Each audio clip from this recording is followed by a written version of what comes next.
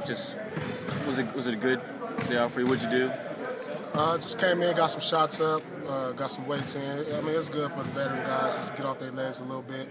You know, we 50, 60 games into the season, so rest is always good for us. But at the same time, try to keep a rhythm, get some shots up, lift some weights. And when you talk about that rhythm, Paul, talk about the balance you guys have to strike between getting rest, but also trying to maintain that rhythm too.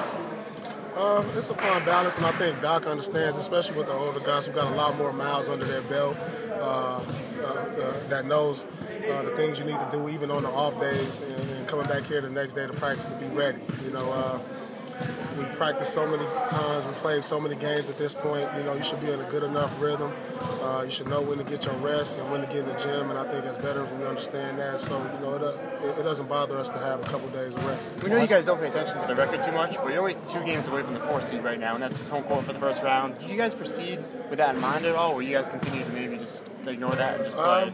Right now, we're just trying to play. You know, right now you're trying to win as many games as possible, and the season is going it's going to be what it's going to be at the end of the year. You know, I think if we get too caught up into it, then, you know, you tend to lose focus. Right now, we got to take it one game at a time, try to do a better job on the road games than we are at home, and see where the chips may fall at the end of the year.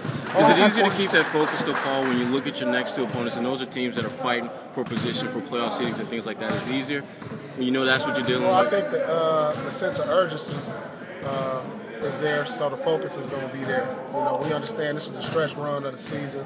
Every game at this point is a huge game for us because it could be the difference between an 8th seed or a 4th seed, like you said. So with the stretch run coming down the stretch, it's important that we play the best basketball possible right now and with a sense of urgency. Paul, is this an important